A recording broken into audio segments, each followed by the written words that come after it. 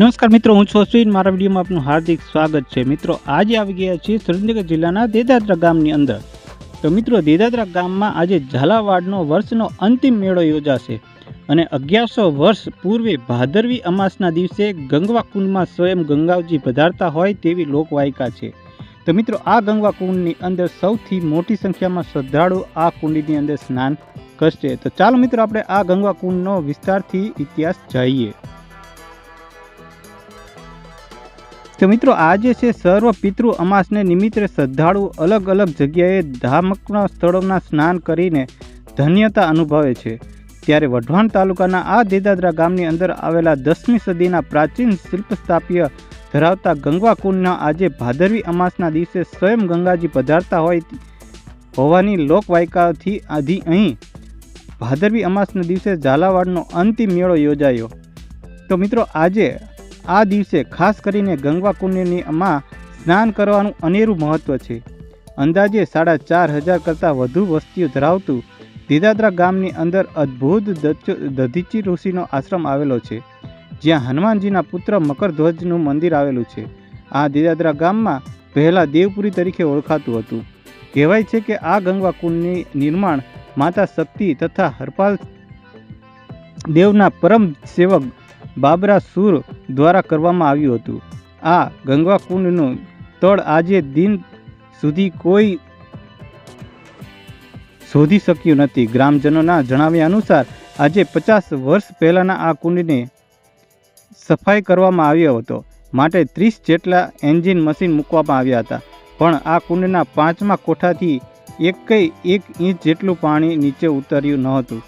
ત્યારે આજે અમાસના દિવસે વહેલી સવારે અહીં નવા નીર આવે છે, જેથી આજે આ કુંડના સ્નાન કરવાનું અનેરું મહત્વ સાથે અત્યંત પુણ્ય મળે છે।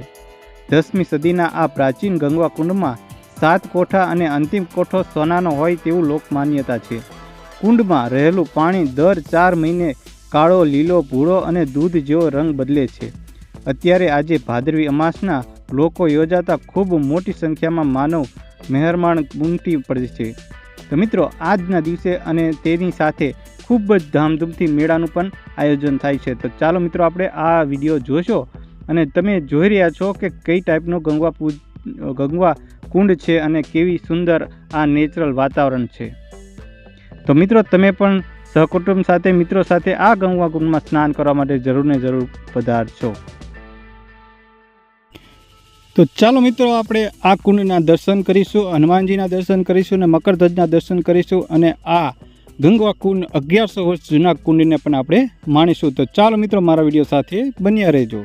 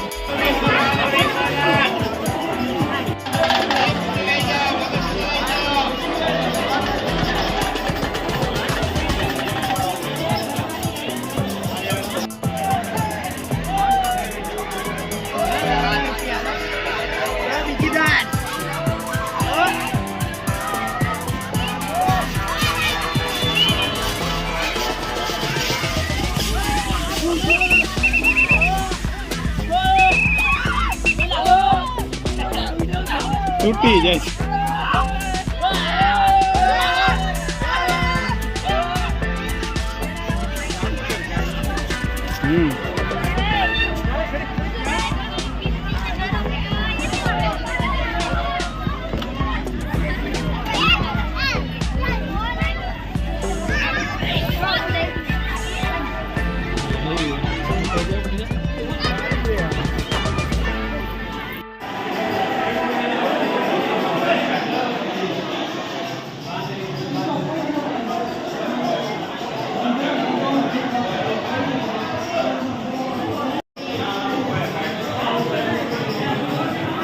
તો મિત્રો તમને આ વિડીયો કેવો લાગ્યો? જો સારો લાગ્યો હોય તો વિડીયોને લાઇક, શેર અને ચેનલને સબસ્ક્રાઈબ જરૂરથી કરી દેજો, જેથી કરીને આવા સરસ મજાના વિડીયો આપ સુધી પહોંચાડી શકીએ. તો મળીશું નવા વિડીયો સાથે. ત્યાં સુધી ગુડ બાય. જય હિન્દ, જય ભારત.